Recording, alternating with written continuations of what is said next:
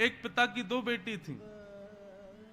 एक बेटी का ब्याह हुआ एक किसान के घर में, एक बेटी का ब्याह हुआ कुम्हार के घर में। पिता अपनी दोनों बेटियों की सुध लेने गया तो बड़ी बेटी के पास गया तो किसान के घर में थी। पिता ने कहा बेटी तुम ठीक हो? बोले हाँ पिताजी बस सब ठीक हैं, बस फसल बढ़िया हो जाएगी, थोड़ी बरसात हो जाए, आप प्रार्थना करो इंद्र देवता बरस जाएं, खूब बारिश हो झमाझम, हमारी फसल बढ़िया हो जाए, धान अच्छा हो जाएगा। बोले हाँ बेटा मैं प्रार्थना करूंगा, भगवान खूब वर्षा करो, मेरी बेटी की खेती बाड़ी खूब बढ़िया चले। छोटी बेटी के पास गए, वो कुम्हार के घर में जन्मी, उसका ब्याह हुआ तो वहां जाकर के थोड़ी देर बैठ के बोला बेटी तुम ठीक हो? बोला हाँ पिताजी बस ठीक हूं, अभी अभी 500 घड़े तैयार हुए हैं, बस भगवान से प्रार्थना वर्षा नहीं हो जाए, खूब ठीक दोपहरी धूप पड़े ताकि हमारे मटके पक जाएं, अच्छी बिकाई हो तो घर चले। पिताजी आप प्रार्थना करना है भगवान वर्षा ना हो तो मेरी छोटी बेटी का घर बढ़िया चलेगा। पिता क्या करे? यदि वर्षा की कामना नहीं करे तो बड़ी बेटी का घर बर्बाद हो रहा है, और वर्षा की कामना करे तो छोटी बेटी का। विपरीत स्थिति किसी का यदि अनहित कर रही है तो किसी हित के लिए भी हुई है। हम सबकी लाइफ में एक ऐसा फेज आता है जहां पर हम टूट जाते हैं, जहां पर लगता है कि अब संभलना मुश्किल है हमारा। लेकिन जब हम संभल करके आगे बढ़ते हैं तो कुछ वर्ष बाद हमको पता चलता है यदि वो स्थिति मेरे जीवन में नहीं आई होती तो आज जो मैं हूं वो बन नहीं पाता। अभी मेरी कथा भरतपुर में, तो वहां एक परिवार, एक भैया मुझसे मिले, उन्होंने मुझे एक बात बताई, अच्छे अब संपन्न हैं, उनका बढ़िया काम कारोबार सब बढ़िया चल रहा है, लेकिन उन्होंने कहा महाराज जी मैंने अपने बाल्यकाल में बहुत दुविधाएं देखी। मेरी मां बहुत छोटी उम्र में मुझे छोड़ के चली गई, पिता छोटी उम्र में चले गए, मां कुछ समय बाद चली गई, छोटे भाई बहनों का लालन पालन सब मैंने किया। उस समय मैं बहुत कोसता था कि हे भगवान आपने कैसा जीवन दिया मुझे, मेरी उम्र के बच्चे खेलते हैं और मैं यहां जिम्मेवारियां संभाल रहा हूं अपने भाई बहनों की। लेकिन महाराज जी आज मैं धन्यवाद करता हूं भगवान को। क्यों?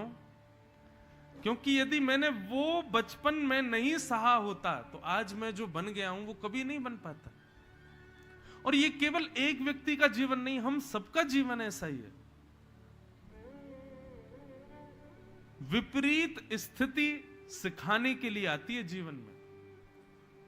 स्वामी विवेकानंद तो कहते हैं कि यदि किसी व्यक्ति के जीवन में कभी विपरीतताएं नहीं आती, यदि किसी व्यक्ति के जीवन में सब वैसा ही होता है जैसा वो चाहता है, तो वो व्यक्ति जी ही नहीं रहा है। हर दिन आप सोचते हो ऐसा ऐसा हो, लेकिन हो सब उल्टा जाए, और फिर उसको सॉल्व करने में लगे हैं हम लोग। यही तो जीवन है। जो लोग भक्ति के लिए ये सोच रहे हैं कि गृहस्थाश्रम में कैसे हो सकती है, पत्नी बच्चे परिवार सबको देखते हुए हम भक्त कैसे बन सकते हैं, तो भक्त बनने के लिए अगर आप ये सोच रहे हो सन्यासी होना जरूरी है, सब छोड़ना जरूरी है, सबका त्याग करना जरूरी है, तो माफ कीजिए अनुकूलताओं में तो कोई भी भक्त बन जाएगा। भक्ति तो वही है जहां प्रतिकूल अवस्था में तुम बन के दिखाओ। माता जी भी सीए, पिताजी भी सीए, भाई भी सीए, बहन भी सीए, सब लोग सीए ही सीए घर में, तो फिर निश्चित है कि वो भी सीए बन ही जाएगा। लेकिन पिताजी का अलग प्रोफेशन, माँ का अलग है, पत्नी अलग, बच्चे अलग, भाई भाई सब अलग, और उसमें तुम कुछ बन के दिखा गए जो कोई नहीं है, वो तुम बन गए, तो तुम्हारी ज्यादा दाद देनी पड़ेगी कि हाँ ये तुमने करके दिखाया। अधिकतर मैं देखता हूं डॉक्टर घरों में सब डॉक्टर ही होते हैं। दादाजी भी डॉक्टर थे, वैद्य थे, पिताजी डॉक्टर, मां भी डॉक्टर है, बड़ी बहन भी डॉक्टर है, छोटा भाई भी डॉक्टर है, बड़ी बहन के पतिदेव जीजाजी भी डॉक्टर है। आप क्या कर रहे हो? मैं भी पढ़ाई कर रहा हूं, डॉक्टर ही बनूंगा। डॉक्टर बन गए, अब ब्याह करना है। बोले क्यों नहीं कर रहे, इतनी उम्र हो गई? नहीं, पत्नी डॉक्टर ही चाहिए। सब डॉक्टर ही डॉक्टर बन जाएंगे तो निश्चित है कि उसमें वंश में आगे जो भी आएगा वो भी बन जाएगा। जो डॉक्टर बनना एक सामान्य परिवार के लिए बड़ी कठिनाई का विषय होता है, लेकिन सब डॉक्टर हों तो वहां डॉक्टर बनना बहुत इजी हो जाता है। ऐसे ही बंधुओं, जो लोग कहते हैं कि हम भक्त बनने के लिए भक्ति जैसा माहौल होना चाहिए, गलत कहते हैं।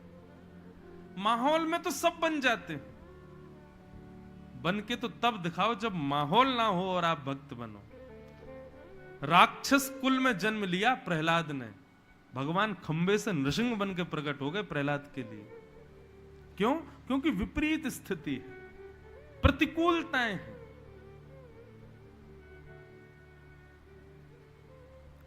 हवा भी साथ की चल रही है, लहरें भी उसी तरफ, तो नाव में पतवार चलानी नहीं पड़ेगी, अपने आप चलेगी नाव। लेकिन मेहनत तो नाव में तब होती है ना जब हवा उल्टी हो और लहरें भी उल्टी हो,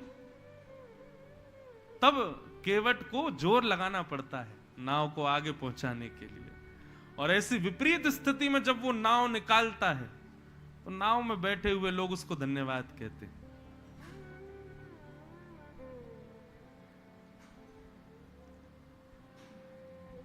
गृहस्थ आश्रम प्रतिकूलता है, विपरीतता है, प्रतिकूलता है। और उस गृहस्थ आश्रम में भजन करना ये हमारे लिए चुनौती है। लेकिन यदि हम गृहस्थ आश्रम में रहते हुए भी भजन कर लें तो ठाकुर जी को शायद सन्यासी, विरक्त, वैरागी इतने प्रिय नहीं होंगे जितना प्रिय वो गृहस्थ आश्रम ही हो जाएगा।